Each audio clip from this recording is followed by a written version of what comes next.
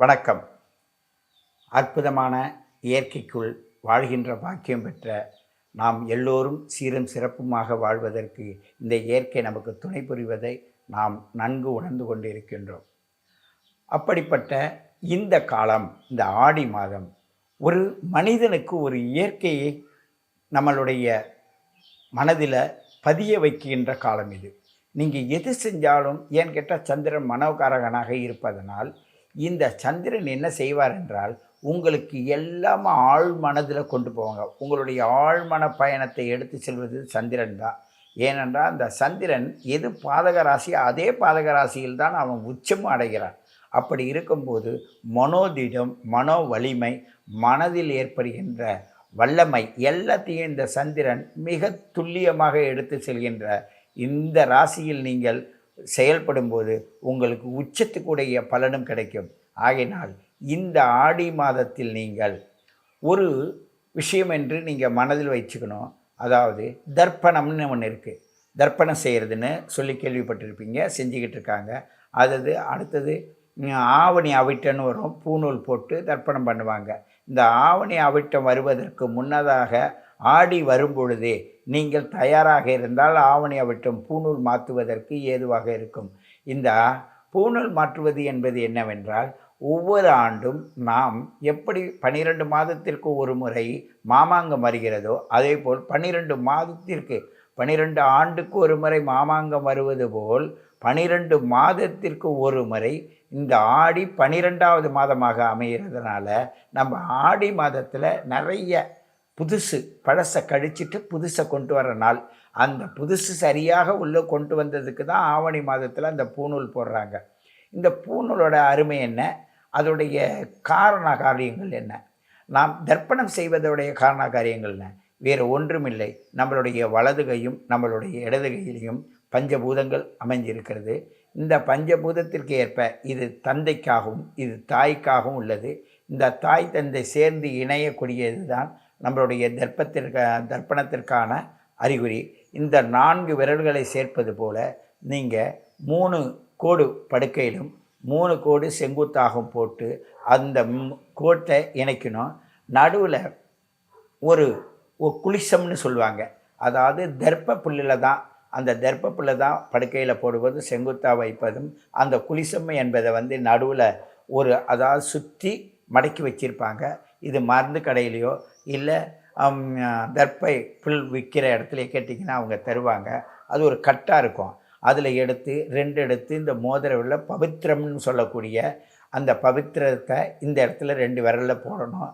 அதற்கு பிறகு நம்மளுடைய மூதாதையர்களையும் சூரிய சந்திரனையும் நினச்சி அந்த தண்ணீரை விட்டு அதற்கு அடுத்தது அந்த இடத்த ஆவாகனம் பண்ணி அங்கே தெய்வங்களை இறக்கணும்.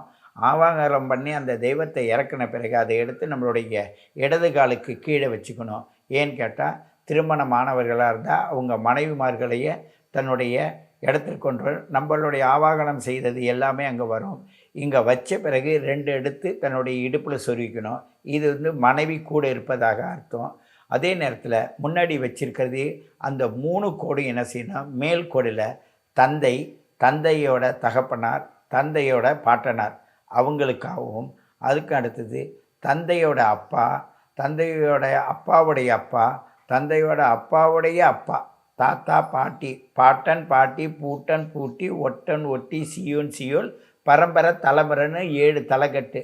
அதை தான் நமசிவா என்ற பஞ்சாசர மந்திரமும், அதில் அகார உகாரம் என்ற 2 எழுத்துக்களை சேர்த்து 7 எழுத்தாக நம்ம சொல்கிறோம். இது எப்படி செயல்படுதுன்னா, வானமண்டலத்திலிருந்து வரக்கூடிய ஒளி கதிர்களை அது உள்வாங்குது. நம்ம எப்படி வரக்கூடிய அந்த ஒளியாக மாற்றுறோம். நம்ம உடம்புல என்ன வெப்பந்தான் இருக்குது. நம்ம தட்டும்போது ஒன்று கேட்கும்போது அந்த வார்த்தையில் அந்த ஒளி பிறக்குது. இந்த ஒளியை வச்சு தான் நம்ம உடலில் உயிர் இருக்கா இல்லையா நம்ம தீர்மானிக்கிறாங்க. அப்படி தான் நீங்கள் இந்த 24 மணி நேரத்தில் 1440 நிமிடங்களில் நீங்கள் சுவாசம் 15 சுவாசம் எடுக்கும் பொழுது உங்களுடைய 72,000 நாடி நரம்புகளும் உங்களுக்கு செயல்படுகிறது. இந்த தர்ப்பணம் என்பதை செய்யும்போது தாத்தாவுடைய வம்சாவளிக்கும் பாட்டியோட வம்சாவளிக்கும் செய்யணும். அதே மாதிரி பெண்கள் வெள்ளை எள் எடுத்து அவங்க தர்ப்பணம் பண்ணலாம். இப்போ ஆண்கள் கருப்பு எள் எடுத்து அவங்க தர்ப்பணம் பண்ணலாம். தர்ப்பணம் பண்ணும்போது அவங்க ஒவ்வொருத்தவங்களுடைய பேரை சொல்லி அவங்களுடைய வம்சாவழி சில பேர் அவங்களுக்கு சில பேருக்கு தெரியும், சில பேருக்கு தெரியாது. தெரியலன்னா கௌசிக வம்சம்னு சொல்லி விட்ருங்க. ஏன்னு கேட்டால் அந்த கௌசிக வம்சம் என்பது சித்தர் பெருமக்கள் எல்லாம் அவங்க உபயோகிச்சது தான். அவங்க முன்னோர்களுடைய பேர் சொல்கிறதில்ல. கௌசிக வம்சம்னு சொல்லிடுவாங்க. வம்சம்னா நாங்கள் இந்த வழி வழியாக வந்தவங்க.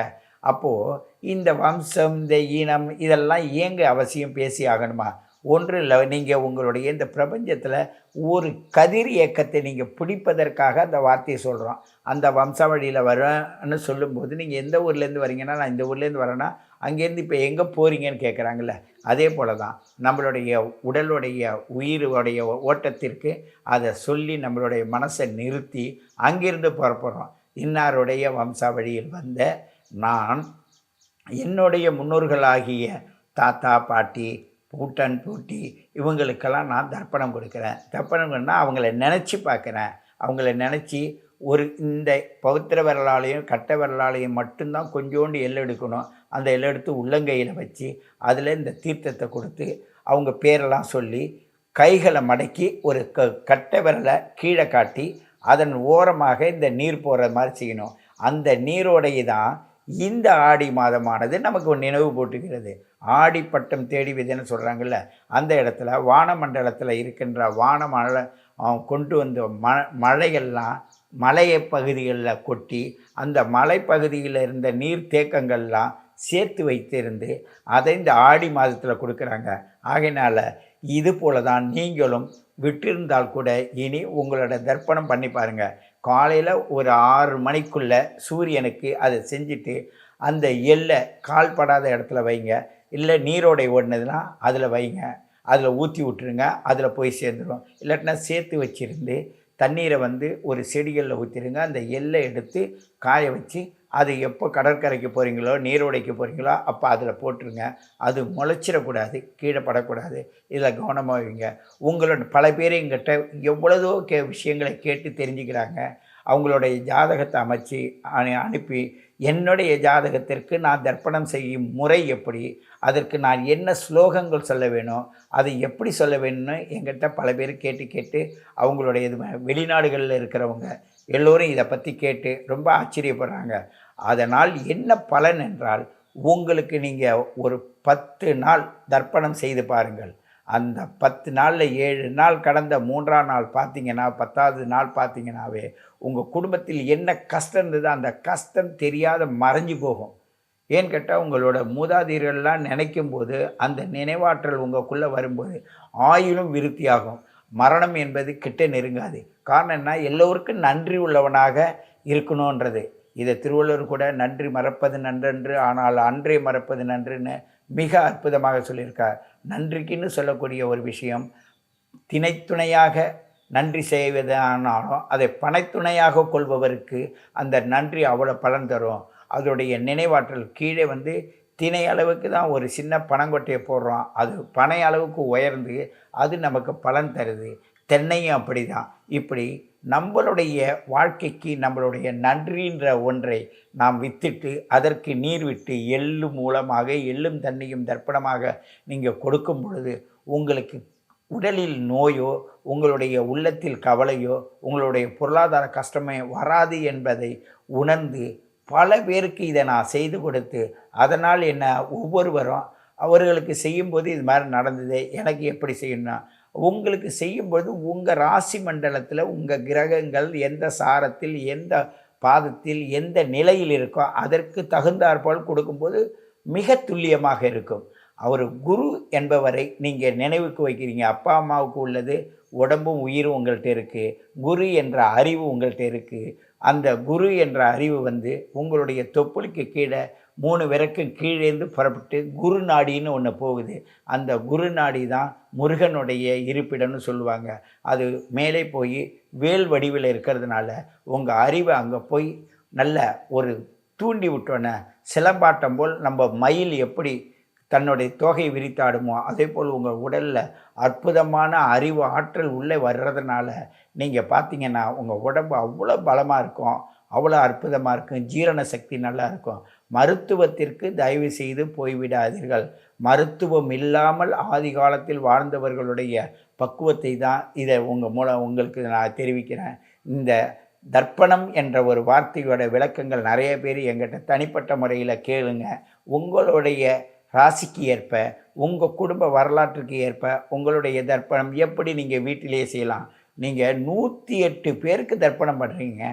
108 ஒரு 12 ராசிக்கும் 108 பாதங்கள் இருக்குது. 108 பாதத்தில் தாய் வர்க்கத்தை சேர்ந்தவர்களுக்கு 108ம், தந்தை வர்க்கத்திற்கு உள்ளவங்களுக்கு 108ம், ஆக மொத்தம் 216 பேருக்கு உங்களுடைய அந்த தர்ப்பணம் செல்லும்போது உங்களுடைய நினைவாற்றல் அதிகமாக இருக்கும். உங்கள் குழந்தைகளுடைய நினைவாற்றல் அதிகமாக இருக்கும்.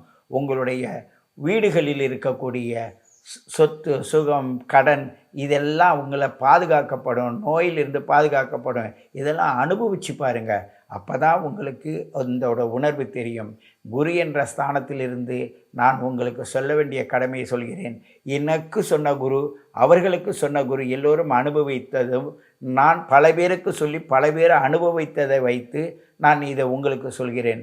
உங்களுடைய ராசி கட்டத்தை காட்டி அதன் மூலமாக உங்களுக்கு தர்ப்பணம் எப்படி செய்வது என்று கேளுங்கள். தர்ப்பணம் செய்து பாருங்கள். கையில் உங்களுடைய தர்ப்பப்புள்ள கையில் எடுத்து பாருங்கள்.